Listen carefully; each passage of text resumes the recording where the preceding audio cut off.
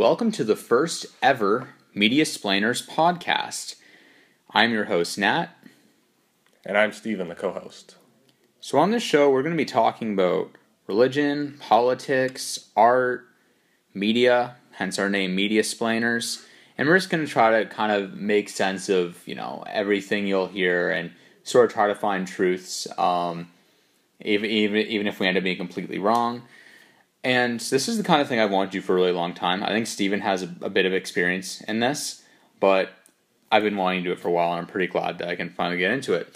So, for our first show, we're just going to do it in the form of a kind of a long-form conversation between the two of us. In the future, we would really like to do things like interviews and do like individual segments. But for now, we're just gonna do it in the form of this conversation for our first run through a podcast. And so, for our conversation topic for this first episode is something that's happening really right now, and we chose it because it's very current and very relevant. It is what is called the rise of cultural libertarianism. And now, cultural libertarianism in of itself is a pretty recent term. It was only coined like less than a year ago in an article from Breitbart, which really normally isn't the kind of publication I would frequent, or the website I would frequent, if you'd rather. I find it to be kind of a lot like Salon, except, right-wing. It's reasonably well written. There's the odd kind of interesting article in it, I imagine, but overall, a lot of propaganda. And the journalistic integrity I find to be shoddy. Some of you out there may disagree with that, but whatever. I agree. And Steven agrees. So essentially, it kind of lays out cultural libertarianism as this almost bipartisan sort of across the political spectrum movement that is against things like censorship and against things like political correctness. And actually, you know what? I'll just pass this off to Steven right now because he's going to give you an explanation of the entire article, which I actually thought was a surprisingly good read. Yeah, so cultural libertarianism basically positions itself as the opposite of cultural authoritarianism. And it includes many specific individuals like Noam Chomsky or Camille Paglia, I think is her name, Milo Yiannopoulos, Kathy Young, a lot of individuals who are tired of this social justice movement. And there's people on pretty solidly, like you mentioned Noam Chomsky, but there's other people like Bill Maher and like Chris Rock who are kind of now considered to have been pushing this movement for a while, who are on the left. But there's a lot on the right too. I think something underestimated though is a lot of them are actually centrists. You'll find a lot of, I think Dave Rubin kind of identifies as a centrist. And yeah, he says he's on the left, just as some kind of disclaimer, but really he's a centrist in every way. I think that correlates a lot with cultural libertarianism. If you look at what the Breitbart article outlines here for the kind of wants that cultural libertarianism involves, it's free expression, resisting identity politics and public shaming, a sense of humor, an end to nannying and safe space culture, defending personal freedom, defending spaces for uncomfortable opinions, putting fact over feelings, standing up for consumers and producers over middle-class panic merchants, in the words of the article. In the words, very Breitbart. Right very Breitbart. Yeah. And celebrating culture in all forms. So, basically, you've got a type of ideology that puts freedom before a lot of other aspects of life. Yeah, and this would be on the contrary of so-called, I guess, cultural authoritarianism, in the sense that I think the way how we're seeing in very recent years, recent months, even how we're seeing cultural authoritarianism manifest is through things like, safe spaces, trigger warnings, in some cases, people being, banned or censored on social media, which, while is, totally legal in every way, because, social media has a right to do that if they want, it's seen as being, counter to the principle of free speech. And now, a lot of that kind of more politically correct sort of authoritarianism, if you will, is on the left. But historically, we've seen and continue to see a lot of what I would call cultural authoritarianism on the right, too. Particularly the religious right, I think. Yeah, which is a lot of the right, realistically. And that would be through things like, blaming video games for gun violence, even though that's totally disproven and it's just a way to, avoid talking about the gun issue. And then there's also, trying to push religion on people. So all of that, this is all, even though those are on, different ends of the political spectrum, it all kind of goes with, being, wanting to control sort of ideas or trying to regulate sort of discourse in a way that I would say kind of limits the amount of the diversity of ideas and content that's produced. Wouldn't you say, though, that this is kind of a more recent liberal phenomenon where it's just spiked massively? On the liberal side, I would say it's, But on the liberals, you seem to used to stand up more for free speech and all these in the 1960s and stuff like that, and now we're seeing almost kind of regressive flow here where they're mimiking the right. Especially in tactics, I would say. Yeah. Now, one thing we should point out is a lot of these cultural libertarians, a lot of what this is really a conversation, not over policy really, but over just how culture and society should operate. It's really not even about social policy in most cases, because there's people who support it that, are all over the place on this stuff.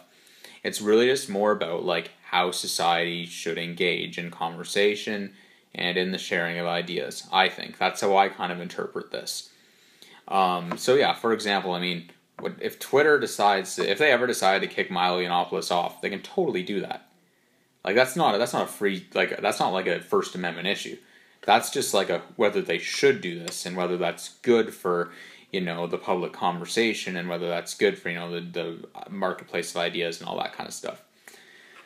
And they admittedly did de-verify him. Yeah.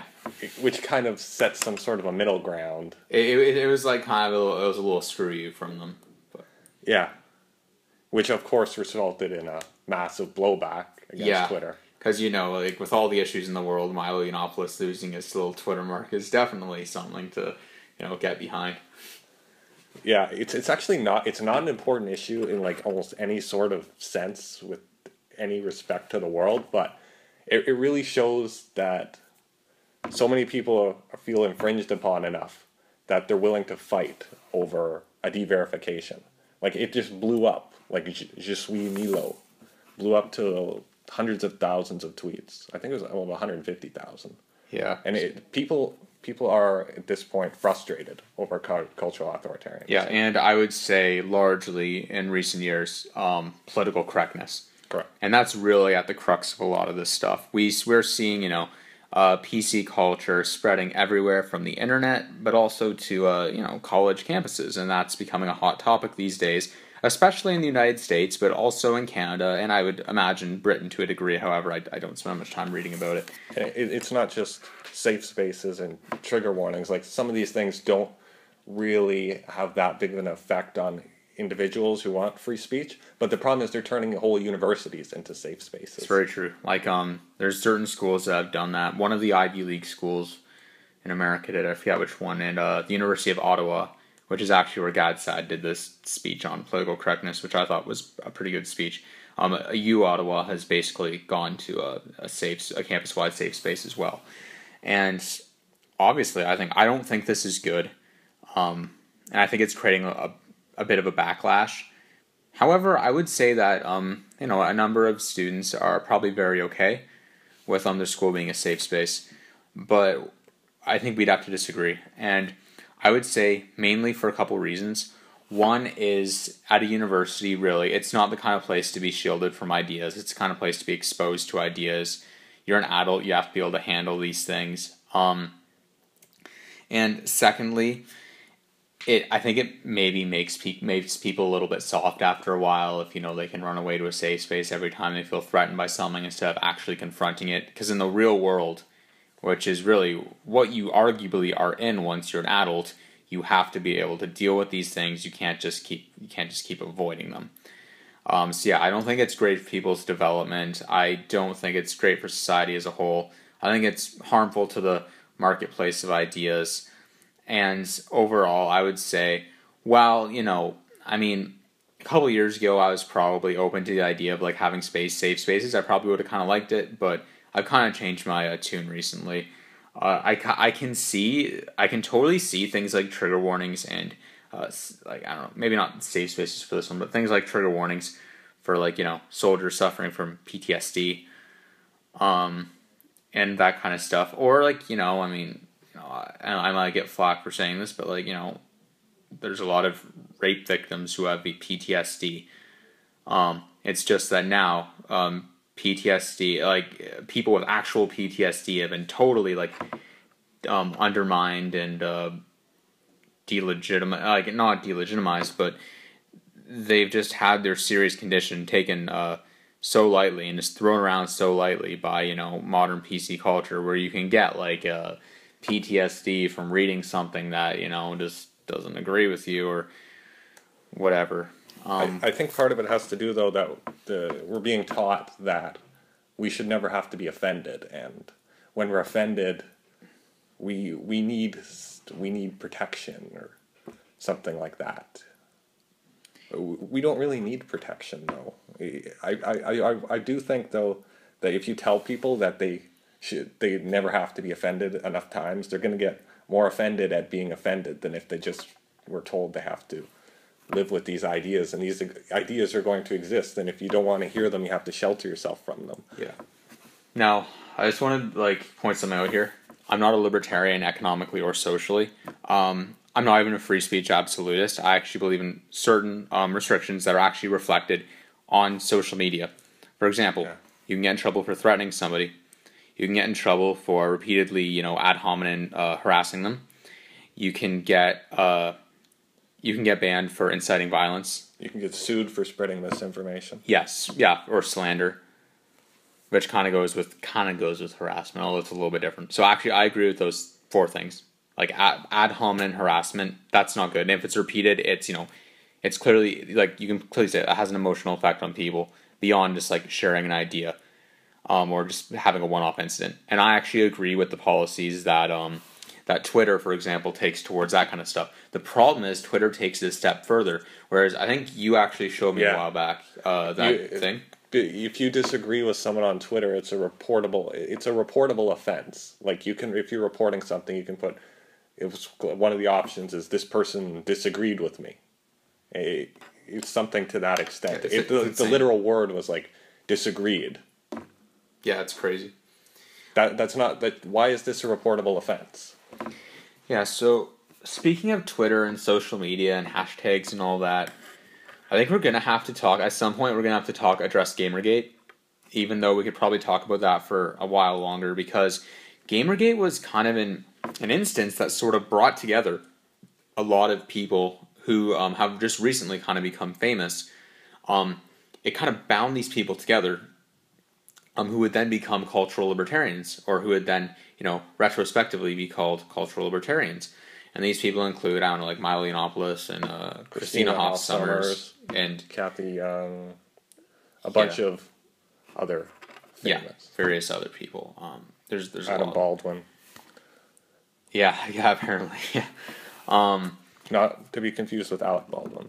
And we're going to talk about We're going to go into Gamergate in a little bit more depth. But first, I think we should outline some of the other things that have bound these people together, who would then later be called cultural libertarians. Sorry.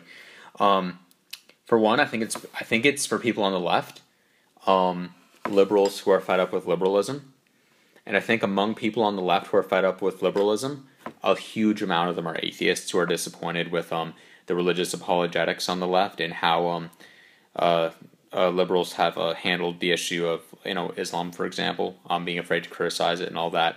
And that's almost a dividing line at this point. I think it is I think it pretty much is. I think you're right. I think the left wing community, which I consider myself a part of, was really almost torn in two by the incident on Bill Maher between Ben Affleck and Sam Harris.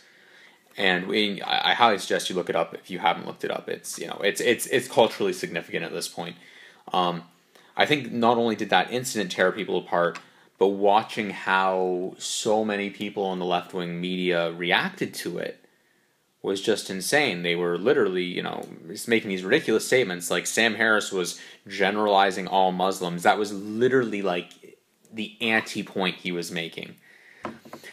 There's something about Islam though that's really divided here, and it's because there's so many different factors that really separate like libertarians from authoritarians and sort of like social justice warriors, as they're called. And a lot of it involves like cultural or relativism, moral relativism, the idea that you can only criticize something because you're criticizing the race of the person who holds those ideas.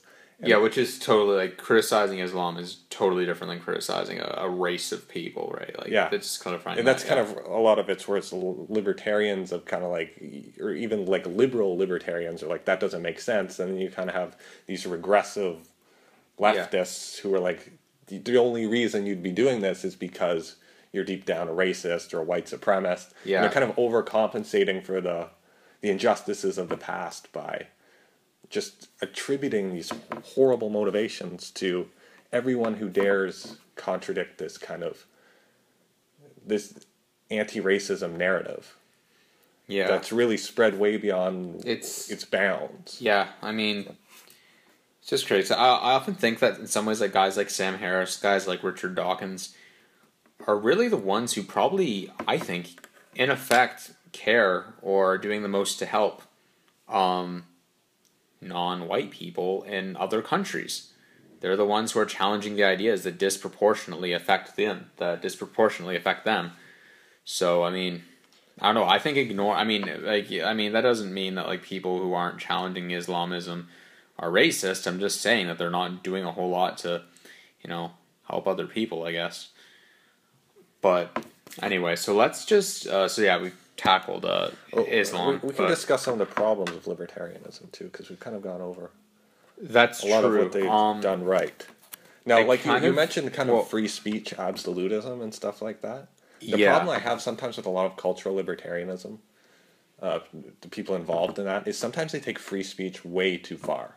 Like their idea of free speech is basically any sort of consequence to anything you say is a violation of basically their own safe space. It's like they seem to think that the First Amendment, meaning the government, can't it can't like detain you for your idea, is equal to everyone's required to give me a platform to say whatever the hell I want, wherever I want, and not face any consequences for it. If I say something and there's a backlash, then like there shouldn't be that backlash because free speech. I should just be able to say whatever I want, and everyone acts very, very civil no matter what I say. That's just not how it works, and that's not even what it's supposed to really be. I mean, there's an instance of the Gregory Allen Elliott case, where basically this guy was in court over harassment on Twitter, and the same guy who wrote the Breitbart Cultural Libertarian article, he wrote one on this case, and he was like, man wins case over disagreeing with feminists, and it was just such a blatant misrepresentation of what happened. Definitely an oversimplification because it wasn't just disagreeing though, because he was like, even after she told him to cease contact, he kind of was like flooding the hashtags that she used or she made and stuff like that. So it's a complicated case. They both were kind of like firing back and forth at each other, but it was misrepresented like that. And even Kathy Young, another kind of centrist libertarian, basically called that out. Yeah, and called out the Breitbart. Well, she didn't call that one out specifically, but she called out the whole idea of it was just disagreeing with feminists, because that's not what it was. Yeah, she wrote a really long article on Reason.com. Basically, a really long article, and I don't like, and it was all filled with content. I think it was a pretty good article, even though I'm not normally like someone who would read Reason, but it was this huge complicated thing. And just to whittle it down like that, just to be like bashing feminists was very unrepresentative of the reality of play. I thought it was interesting. I thought that was an interesting article because And because in some other ways, some other news publications, were kind of framing it like she was totally the victim, didn't really do anything wrong. And there's both sides here were kind of distorting what really happened. Yeah, because this woman who got, I don't know, you know, repeated harassing, even though she like, or maybe not harassing, but like she asked the guy to cease conduct, and he cease contact, and he didn't really respect that. She has done some like sketchy things too, via the internet. Like she promoted a parody account that was basically as close as you could get to indistinguishable from his actual identity as possible. Yeah, so she played dirty too. There was a lot more at play there than would meet your eye if you looked at, I don't know, a conservative or liberal article. Just as a general thought, though, that's kind of the problem I have with libertarianism also, is sometimes it puts freedom so high up on like the importance ladder that it doesn't function properly. Yeah, everything that is there to kind of create freedom or to preserve like effective, I feel free kind of freedom gets undermined in a way. Economically. Yeah, well, like we've seen so much with capitalism. Well, let's not even touch the economics in this podcast. Okay. We could talk economics. Yeah, we could really all week long. But yeah, is there anything else you want to say about just like cultural libertarianism in general? Anything you might have see wrong with it? What's really wrong with cultural libertarianism? I think that, like I said, the main issues I have with it are that it distorts a lot of the people involved in it. They distort the truth. Yeah. They want absolutes that don't work. Yeah, they're guilty in many cases of the same things they accuse progressives of. I want to make this point too. A lot of cultural libertarians, they don't actually try and get the government to put you in jail or for something that you say, but they have this reverse effect where they basically they get you to like shut up by harassing you. In some cases. Now, this doesn't apply to like all those people listen, but like, yeah, people associated with the movement have done that. Yeah. Yeah. And there's been some stuff like that on Gamergate or whatnot. Yeah, and speaking of which, I mentioned it a little earlier, I really want to kind of get into Gamergate. Now, I mean, I've gamed pretty much all my life, except there was like a 1 year, 1.5-ish year long period where I actually went cold turkey off gaming, so I was playing too much. And that was actually literally the period where Gamergate was a big thing. So I kind of totally missed it as it was happening. Everything I know about it is retrospective. I assumed at the time it was a bad thing because I heard about all this harassment and like, you know, Gamergate and stuff from a lot of, news sources.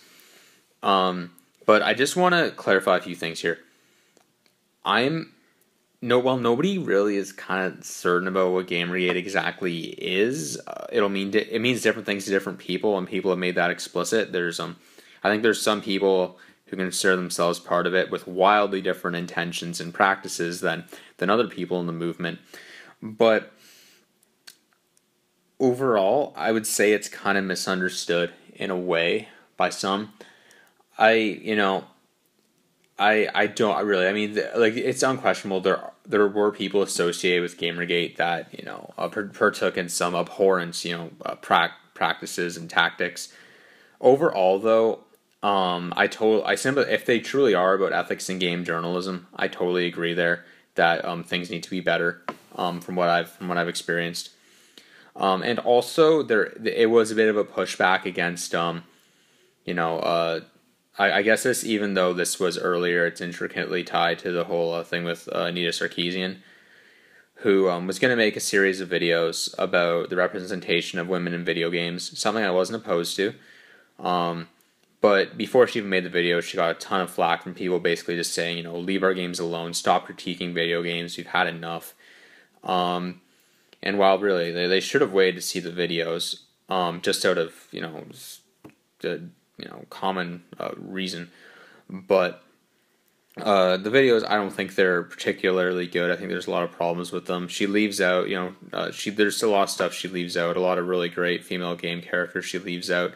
I think she maybe overthinks some of the stuff to make games seem worse than they are. Hasn't she failed to deliver on a lot of promises? Isn't that more the issue at this point? She hasn't even delivered on time or the That's actually true. That's probably more where Gamergate is coming, because early on, a lot of these people at the beginning were just mad that she was criticizing video games. I thought a lot of it was like over Zoe Quinn as well, though. So well, the Gamergate was recent. Like this whole thing, it's kind of complicated. They were sort of two separate eras. One with the original Anita Sarkeesian stuff, and then Gamergate, which also I think included some of the stuff about Anita Sarkeesian like taking forever to make her videos and stuff. Although, I mean, what she went through, like how some people treated her, especially very early on, when like she hadn't even made any videos, that was just utterly abhorrent. There's no way around it. It was like what they were doing, like what they were saying, like totally, I think, on every level unacceptable. Again, not everybody, not even everyone who was critical of her, but what some people did, it's unforgivable. But what were they exactly? Like death threats? Yeah, death threats, rape threats, like vandalizing all of like her internet presence. It was just there's that game made. It was constant. I'm not even a fan of like her videos by any stretch, really. Like I said, I don't think they're very good. But like, you too far. You just shouldn't do that to somebody. So that's where it came into Gamergate. Kind of got like mad at her for doing that. But and they kind of got to some extent, perhaps deserved, to some extent way over exaggerated. But it did kind of get a misogyny. Yeah, that's very true. Interpretation.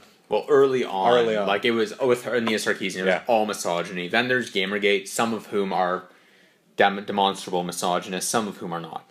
I think at this point, it may have been more focused on misogyny originally, but I think at this point it correlates much higher with cultural libertarianism. That's true, because I think there is this, like there's obviously the ethics and game journalism type stuff, but the undercurrent, which is a point I actually kind of failed to get in earlier, when I was giving that like kind of long ramble about Gamergate and Anita Sarkeesian, was a lot of this pushback, and we saw this early on with Anita Sarkeesian, although it manifested itself in a really ugly way back then, is a pushback towards kind of maybe the criticism of gaming culture, because really the notion that video games make people violent is simply is not proven. I think also the notion that games make people sexist and what have you is, I imagine, like if you were to run a bunch of studies, it's probably disproven. Because, look, the thing too I think gamers have an issue with is, logically, if video games make people violent and or sexist,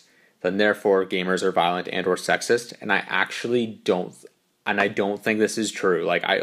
Maybe there's people who play Call of Duty that'll like say sexist or violent or racist stuff online, but in terms of like people who are actually like diverse gamers who play a lot of games as like a hobby and really go into like the meat of like a console's catalog, for example, basically people who would like know what Platinum Games is, are people who are generally not like that. Like most of the people I've come across like that are very nice people, not violent in the slightest, not sexist, usually very smart. So I think a lot of and I consider myself kind of in that camp, so of gamer, and these are the games that we're talking about, are the kinds of games that Anita Sarkeesian talks about mostly. So I mean, really, or just any of these people. So really, kind of I think what you're saying is very untrue. I think it's a very, the accusation is, I think, unprovable. And I think it's a bit much. I think it's stupid. I think, gamers get a lot of shit as it is, just from society, sort of. But, saying that they're like, fat and lazy and live with their parents, and even though that's, not always true. But yeah, I think gamers just had enough in that way. But I've talked for a long time, Steven. You look like you want to say something. Go right. Yeah, as long as you want.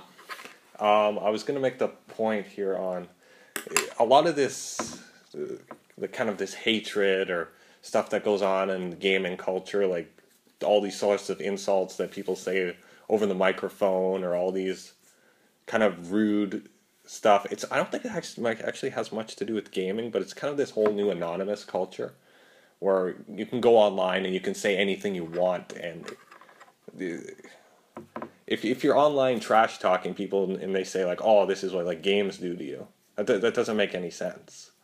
I think a lot of people have these intrinsic urges to go basically just be rude to people. Like, I think if video games never existed and you just went on the internet, you'd still see all these rude people. You'd still see these misogynists.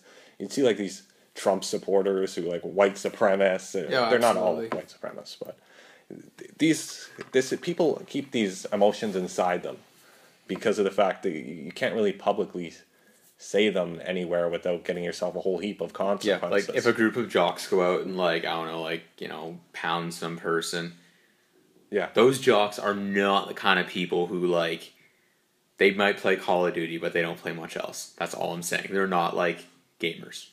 So, I mean, like, gamers don't do that kind of stuff. Yet when you say video games are, like, the content of video games is bad because they likely have these effects, it's just not true because the people who play games aren't like that.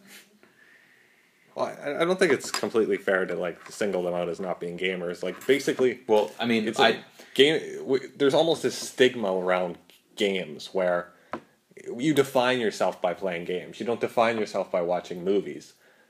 You know what I mean? It's not like these movie watchers or something are out there causing violence because of watching movies. Why do you define yourself as like a gamer? Or what? You don't define yourself as kind of like a music listener. That's you don't true. define yourself as...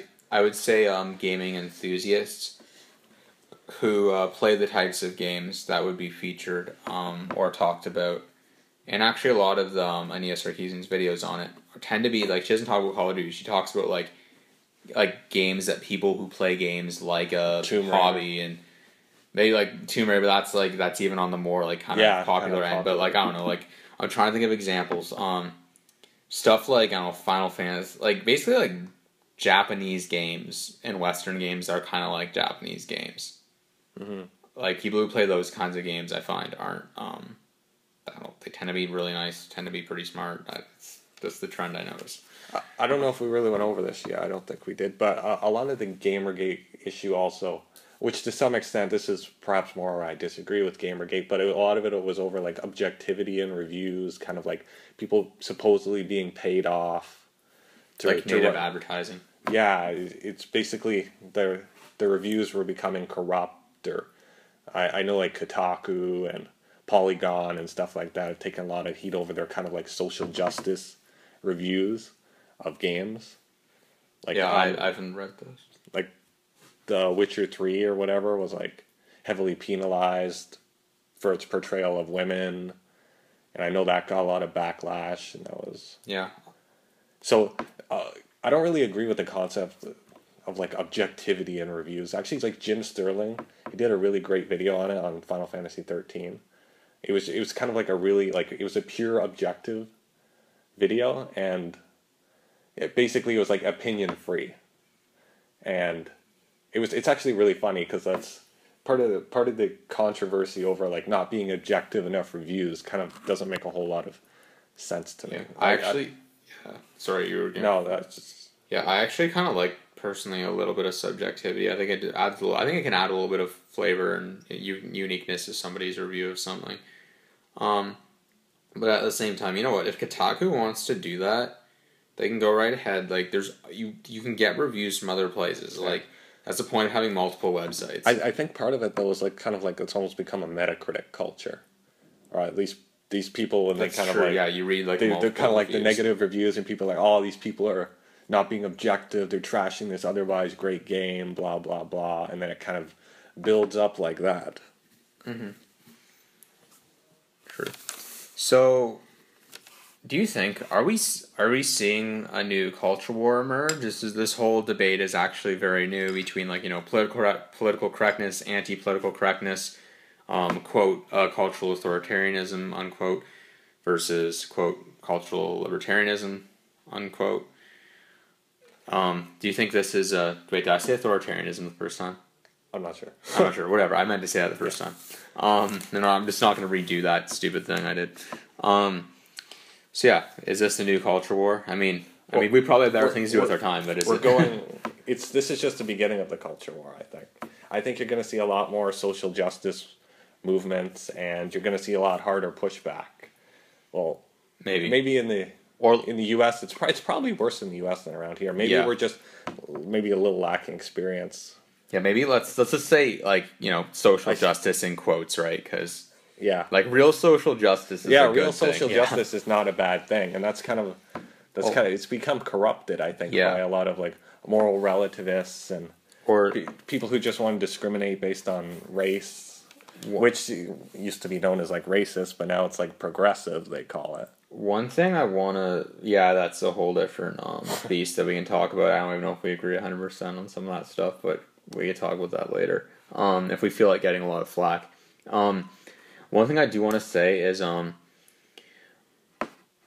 it comes to, this whole social justice thing, I think it's actually kind of common to, among these, more libertarian circles, to kind of or anti-PC circles, I should say, to kind of mistake real social justice sometimes with SJW social justice. I think that's actually kind of common, and I think it's a super important distinction to make. Absolutely, so, yeah, because if you think of you don't need the social part. Like if you think about justice, like you wouldn't want a world without justice, right? Yeah, it's just like social justice, and people are like, "Oh, wow, this is going to be horrible." Yeah, but totally. It's just because it becomes like such a joke, where they've just perverted fairness and all these sort of liberal, truly far left liberal principles, or at least like solidly in the left. I don't know, like far left is like identity politics. Like literally, if you look up far left, it's like identity politics, communism. Yeah, I think that's part of the problem, though. I don't think like a lot of this stuff really is far left. Like that's kind of like why I like the distinction like regressive left. That's true. I just looked up. If you're talking like liberalism, like if you think far left, that's like pure equality, like no compromise. Yeah, well, and no compromise on freedom, basically. Or that might be kind of libertarianism. But, it gets liberal really principles. Messy. Like these things merge and diverge, and it's not an easy spectrum from left to right. I just don't think giving these people like the far left, it kind of makes them seem like they're the most perfected form of liberalism. I just said the thing about the far left and identity politics because I was on Wikipedia, which say what you want. I think Wikipedia is actually a pretty good news source, information source a lot of the time. But I looked up, far left, center, center right, far right. I found myself more or less like in the center left kind of category when it was defining these things. And it was defining these things in a global context. Like Bernie Sanders is, far left in America, but he's like center and maybe even center right. Well, in his heart, he definitely would be like center or whatever in Sweden. But on the far left Wikipedia page, it identified identity politics as a marker of far left politics.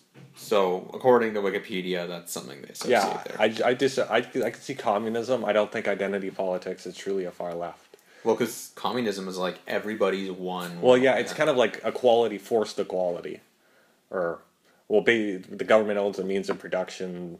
Unless it's stateless Marxism, right? When there isn't really a government, which is which makes the whole communism thing impossible to enforce.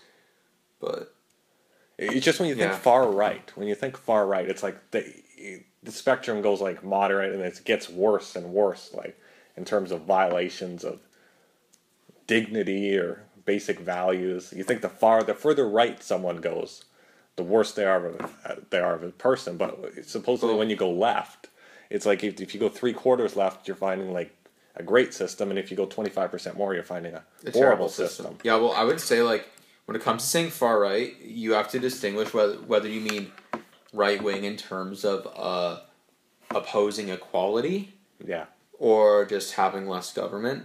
Because I think like libertarians are far right in the sense that they want less government. But a lot of them, I think they're totally wrong, but a lot of them think that libertarianism will create more equality. Some even contend it creates more economic equality. I think that's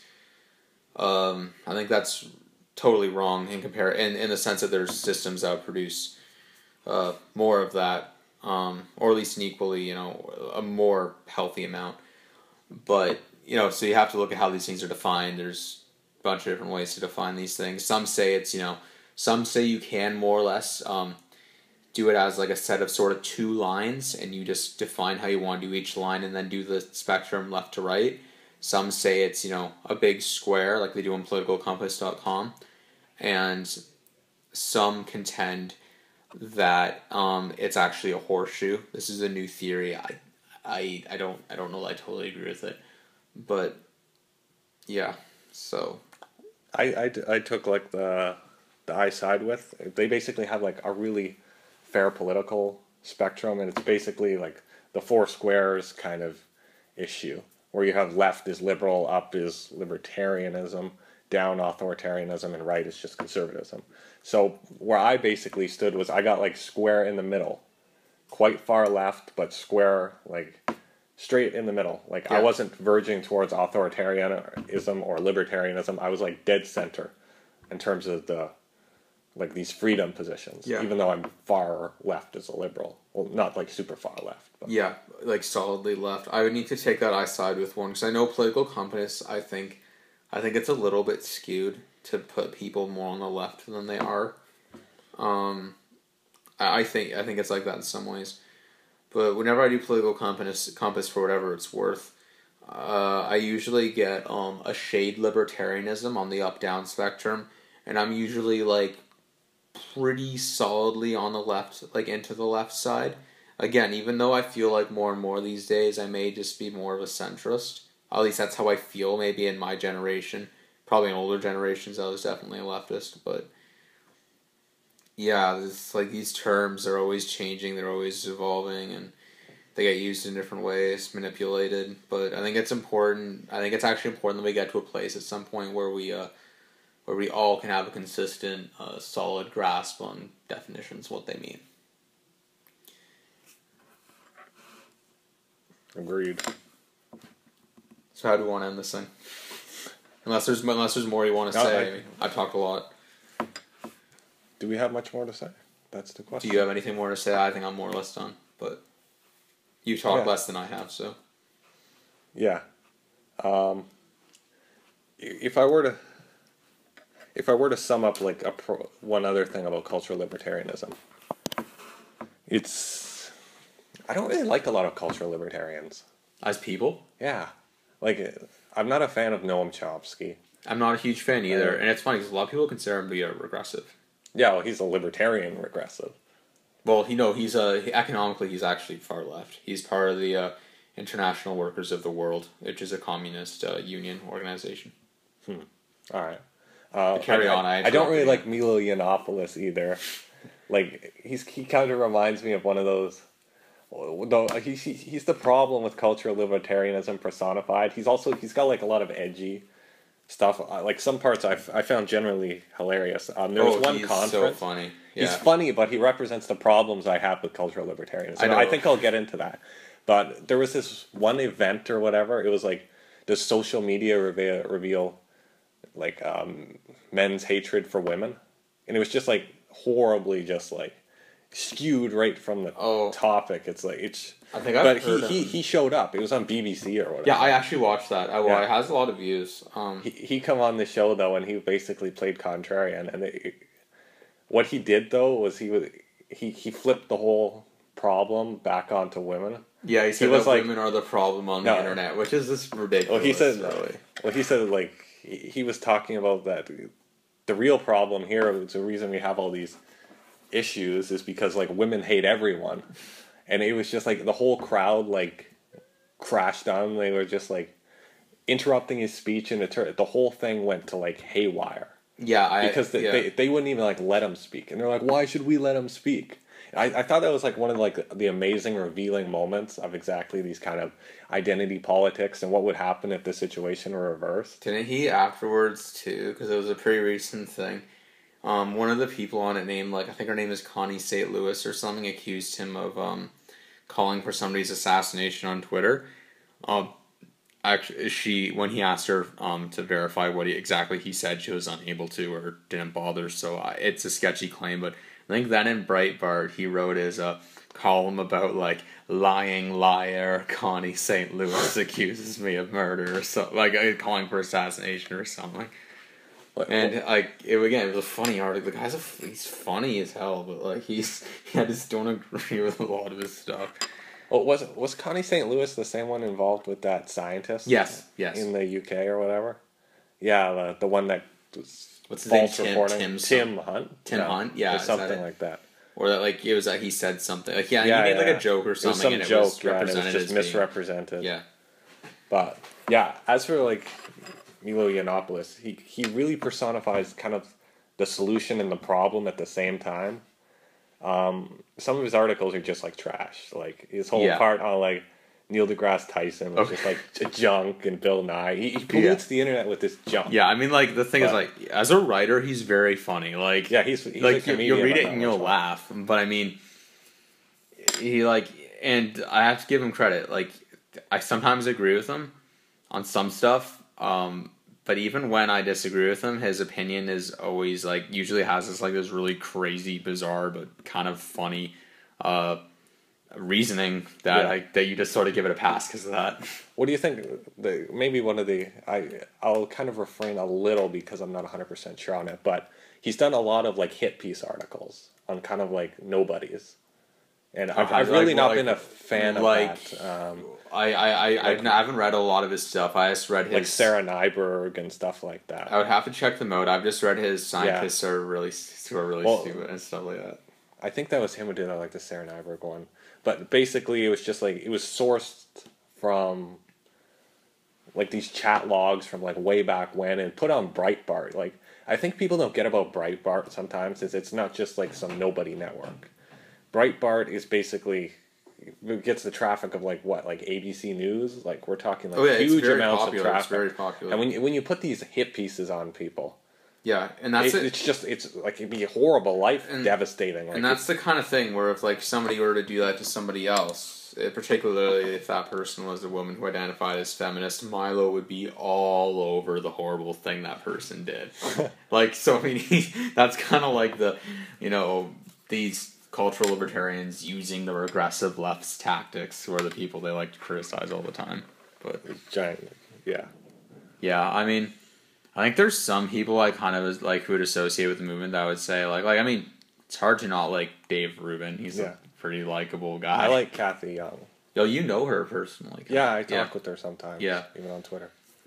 Yeah, but I don't like Christina Hoff Sommers, and I don't really like Lauren Southern. Like I don't know much about her, but she's like part of the kind of right wing. Yeah, she's on like Rebel Media thing, and It's sometimes just they say like really really crazy things like when like John Oliver decided that to like make Donald Trump again. Make Donald Trump again. Yeah. And she posted like some meme or whatever. It got like 1,000 retweets to like John Oliver. And it was basically like one of those rage comics where it was like, it's so funny like when we call like Donald Trump, and then it'd be like, but don't you dare call Caitlyn Jenner Bruce. Yeah. And it's just like really like a disgrace of a comparison and like a disgrace of a logic I'm not process. on Twitter much. I don't. I'm not in this community, so you're I'm better to comment. Talking about what I know here, but it was just like that's the kind of mentality sometimes you get with these kind of people. Yeah, and like I said, it's just like silly. I mean, like and these people are all across the political spectrum, right? And I mean, like that includes some darker like there's people who associate with this who are like neo-Nazis too. Let's be clear. Yeah. So. And sometimes with like the whole anti-PC movement or even like cultural libertarians, sometimes it's kind of like a coalition of really, really diverse people. Yeah. But they kind of don't call each other out enough. Exactly. Like, you know what? I feel like, I mean, like, let's say, for example, I would, which is maybe what sets me a little apart from some of these people. Like watching Dave Rubin, don't want to bash the guy. I mean, he's a really nice, friendly guy. He's a smart guy, too. I like his show, but like, he kind of has this mentality where, like, no matter where you stand on the spectrum, he'll be you are with you. me because we're against the regressives, at least for this period of time. Whereas, like, if it was Dave Rubin or if it was, like, somebody else who's kind of, like, who I think is, like, reasonable, who, like, occasionally criticize political correctness, like David Pakman. I'm a big fan of his show, but, like, he's actually, like, respectful and he doesn't have, like, crazy views. He's just sort of a common sense guy who doesn't even like associate with this movement. But if I'm gonna advocate for like a reasonable amount of like anti-political correctness, I'm not just gonna associate with anybody to do it. We don't want like neo-Nazis and the far right because they have the similar values like white supremacists. They just want free speech. So they want free do their thing. Yeah. Whereas like I don't even know if I agree with some of the kinds of like these people do like like all the things that we outlined earlier that are kind of bad and just frankly sort of like, inciting violence, threatening, ad hominem like slander. That's like, I don't even agree with them on the free speech thing, some of these people. So yeah, like I'm not going to side with the KKK on this. Yeah. If that's a like absolutist free speech position, like we were discussing before, there's so many consequences to this. It just doesn't work. It's kind of like absolute authoritarianism. It doesn't really matter how you look at it. Yeah, it's going to fail because that's not how a society operates. You can't just let people do whatever they want, and you also can't take away everything everyone can do. Exactly. You got to find totally a balance. And we're just advocating that the balance is, I don't know.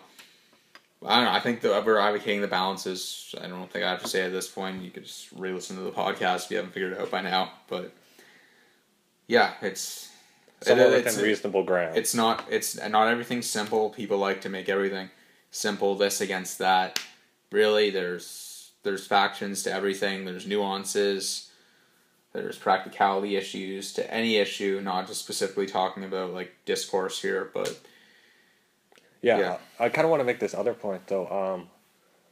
I think we're ending up with people like Trump coming to power, but a lot of it's because we're getting so much a divide between like libertarians and authoritarians and liberals and conservatives. Like, there's no like the middle ground here is just like it's a big circle. Yeah, well, Trump is big amongst the sides of shown authoritarians, right? They want a strong leader, even though people kind of in the alt right who might consider themselves cultural libertarians support this guy, even though he like constantly says stuff that would threaten the First Amendment. Yeah, like journalists, or he wants like stricter laws. Yeah, like why the frig is Milo Yiannopoulos? Well, I know he's trolling people, but like why? Like in theory, if he was, why would he be supporting? Well, yeah, that's another Trump? Kind of problem I have. It's just like I find a lot of cultural libertarians, they like support like Trump, or like, it's just like, why do you support Trump? Yeah, I think that might just to be to like. Well, he's not politically correct, but I think it's also maybe just to kind of piss people off. Well, a bit. people like Mike Cernovich, they come across really genuine, but he was on Dave Rubin recently. Yeah, right? He's also a major Trump supporter,